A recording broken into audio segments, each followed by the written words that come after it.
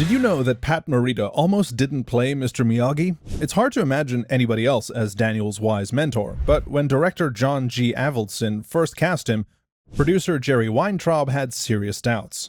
Morita was best known for his comedic role on Happy Days, and Weintraub didn't think audiences would take him seriously. However, when Morita added a Japanese accent and grew out a beard for his screen test, everything changed. He wasn't a comedian anymore, he was Mr. Miyagi. And that's part of why The Karate Kid in 1984 became such a phenomenon. It wasn't just a great sports movie, it was a story about mentorship, perseverance, and self-discovery. After the first triumph, though, the franchise struggled to hold on to that magic. Forced sequels, diminishing returns, and misguided reboots turned what should have been a timeless, simple story into an inconsistent mess of a franchise. So, what went wrong? Before we break it down, if you're new to the channel or haven't subscribed yet, take a second to hit that subscribe button now.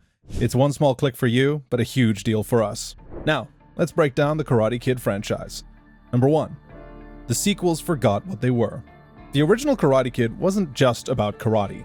It was a coming-of-age story about mentorship and perseverance wrapped in a karate sports movie. Mr. Miyagi's unconventional training methods and Daniel's journey from outcast to champion gave the film emotional weight. It resonated because it was a deeply human story wrapped in a sports drama, balancing action with heartfelt moments. But instead of building on these themes, the sequels leaned into forced drama and increasingly absurd scenarios that undermined the sincerity of the original. The Karate Kid Part 2 attempted to expand the world by taking Daniel and Miyagi to Okinawa, which was a promising idea on paper. The change in setting offered an opportunity to explore Miyagi's past, introduce new cultural elements, and give Daniel a fresh challenge.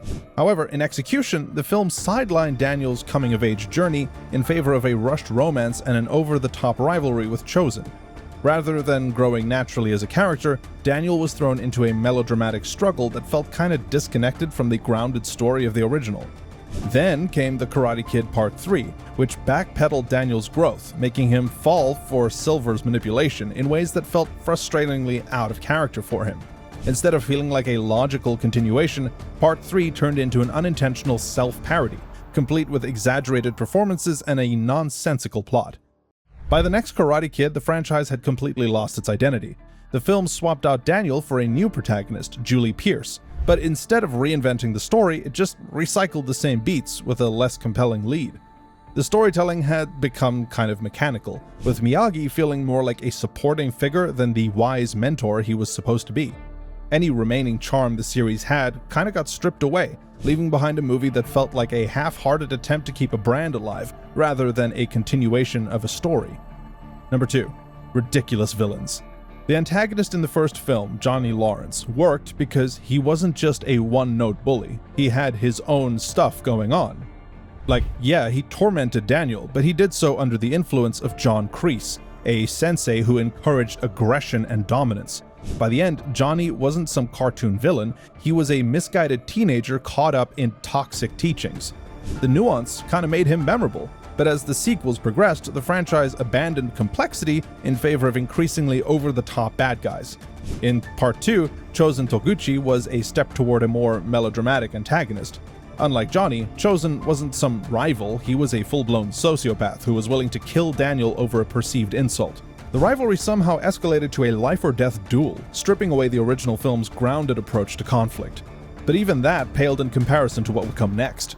By Part 3, the series had fully embraced cartoon villainy with Terry Silver, a sadistic, cackling businessman who made it his full-time job to ruin Daniel's life. Unlike Johnny, who was a misguided teenager, or Chozen, who had a cultural and personal grudge, Silver had no reason to hate Daniel. He was just an evil guy. And not in a fun way, but in a way that made the story feel like a bad Saturday morning cartoon. He spent the film gleefully manipulating Daniel, orchestrating elaborate revenge plots, and laughing maniacally in hot tubs. His motivation? Avenging Kreese for a minor tournament loss 2 years prior. The absurdity completely undercut any tension the film was trying to build. Even the next Karate Kid continued the trend, replacing traditional martial arts rivals with an authoritarian high school security squad that acted like a paramilitary cult. By this point, the franchise was relying increasingly on outlandish villains to justify new installments. Number 3. Mr. Miyagi, the side character. Mr. Miyagi is the heart and soul of the Karate Kid franchise, and no one can convince me otherwise. Pat Morita's performance elevated him beyond the typical wise master archetype. making him a deeply human and endearing character. He was funny, compassionate, and carried a quiet strength that made his bond with Daniel feel authentic. His training methods weren't just about fighting, they were about discipline, patience, and self-mastery.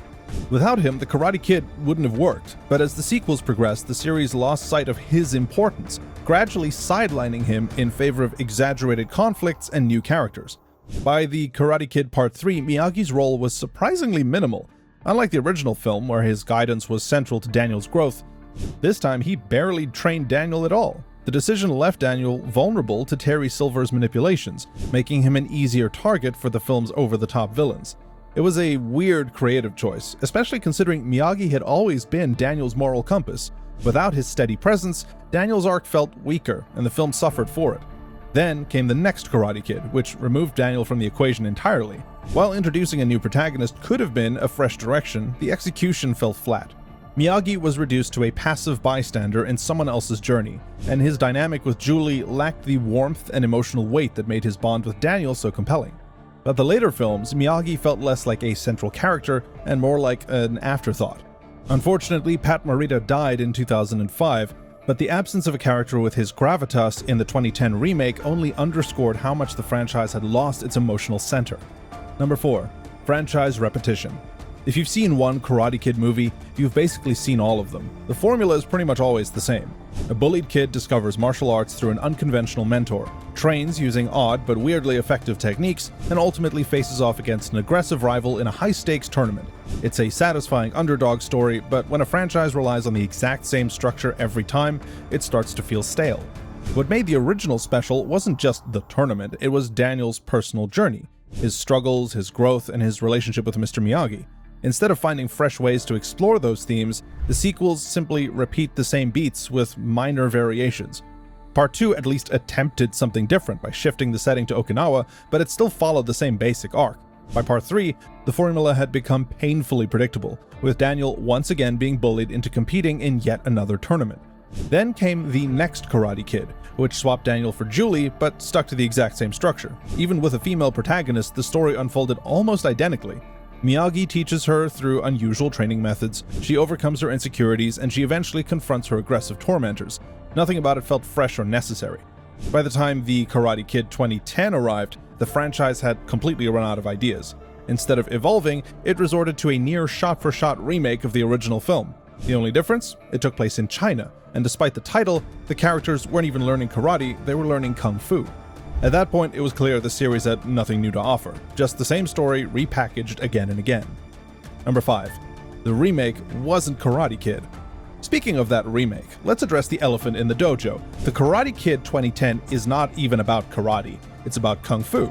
The movie takes place in China, featuring an entirely different martial art, and yet it clings to the Karate Kid branding because, let's be honest, the Kung Fu Kid wouldn't have had the same recognition or ring to it, even though we have Kung Fu Panda. Now, that wouldn't necessarily be a problem if the film had been a fresh reinvention of the original's themes, but instead it was a beat-for-beat retelling with a minor palette swap. Jaden Smith's character didn't have the same compelling underdog arc as Daniel LaRusso. His struggles felt a lot less personal, and his journey lacked any kind of emotional depth that made the original resonate. The story was polished to the point of feeling artificial, as if it had been very carefully assembled by a studio committee rather than made by someone who had some passion for the project. One of the few bright spots was Jackie Chan's performance as Mr. Han. Unlike Pat Morita's Mr. Miyagi, who often used humor and wisdom to guide his student, Han was a more solemn and world-weary mentor, carrying his own emotional baggage. Chan brought depth to that role, and his dramatic moments were some of the film's strongest. But even his performance couldn't shake the feeling that this was a safe, calculated reboot rather than a necessary reimagining. The original Karate Kid had heart, sincerity, and a timeless message about perseverance and mentorship. The 2010 remake, despite its high production values and solid performances, felt more like a product, a very carefully packaged nostalgia play rather than a story that really needed to be told. Number 6. The series had no long-term vision. Continuity was never the Karate Kid franchise's strong suit. Characters would vanish between films with little to no explanation, sometimes replaced, sometimes ignored entirely. Allie, Daniel's love interest in the first film, gets a very abrupt exit. Daniel just mentioned that she dumped him off screen. After all that with Johnny Lawrence, brutal. Daniel's girlfriend from Part 2, Kumiko, is completely absent from Part 3, with an equally throwaway line about her taking a job in Tokyo. These weren't minor background characters, they were central to Daniel's journey, yet the films treated them as very disposable. And the problem wasn't just love interests disappearing. In the next Karate Kid, Daniel's gone entirely, without a single mention of what happened to him. For a franchise supposedly built around mentorship and personal growth, it had an oddly careless approach to its own characters. The inconsistencies weren't just limited to character disappearances. The All-Valley Tournament, which was such a crucial part of the first film, had its own set of shifting, nonsensical rules. In Part 3, Daniel is somehow allowed to skip the entire tournament and go straight to the final match, something that makes absolutely no sense, but was clearly written just to accommodate the plot. And then there's Mr. Miyagi's backstory, which took an odd turn in Part 2. In the original film, he was a humble, highly skilled martial artist who learned karate through tradition and discipline, but Part 2 retroactively establishes that his ancestors actually invented karate, a strange and unnecessary attempt to elevate him to mythic status. Was the World War II vet who fought for America and lost his wife during the war not good enough? Rather than deepening the character, it had the opposite effect. It made the world feel smaller, as if everything had to connect back to Miyagi somehow. With each sequel, the franchise seemed less concerned with consistency and more focused on whatever was convenient for the plot at the time. Number 7. The franchise chased nostalgia instead of evolution. At its core, the biggest issue with the Karate Kid franchise is that it never truly evolved. Every attempt to continue the series, whether through sequels, reboots, or soft reboots, felt more like an imitation than a natural progression. When the franchise did attempt to shake things up, it did so really half-heartedly. The next Karate Kid introduced a new protagonist, Julie Pierce, but failed to give her a compelling arc or a meaningful relationship with Mr. Miyagi. In contrast to developing her journey with the same depth as Daniel's, the film relied on the same familiar beats: training montages, a one-dimensional antagonist, and an underdog victory. It wasn't an evolution, it was just the Karate Kid with a different kid. Even the remake felt more like a polished copy than a fresh reinvention. It followed the original film so closely that it really can't justify existing. Now, with the Karate Kid Legends on the horizon, the question remains: will the franchise finally break free from the past, or will it continue recycling the same old story? There's a fine line between honoring a legacy and being trapped by it, and for decades, the Karate Kid has leaned too far toward the latter. If the Karate Kid franchise wants to stay relevant, it needs to stop chasing the past and start fighting for a future. Otherwise, it'll always be stuck in a cycle of wax on, wax off, without ever moving forward. None of these critiques are being leveled at Netflix's Cobra Kai, which is a completely different property, just happens to be in the exact same universe, but we're not commenting on that right now. But that's just our opinion. What are your thoughts about the Karate Kid franchise? Are you excited for the upcoming addition to the films, or hesitant? Which aspect of the sequels disappointed you the most? Let us know in the comments down below. And don't forget to subscribe to catch our next deep dive into cinema's most fascinating fails. This video was made by movie fans, for movie fans.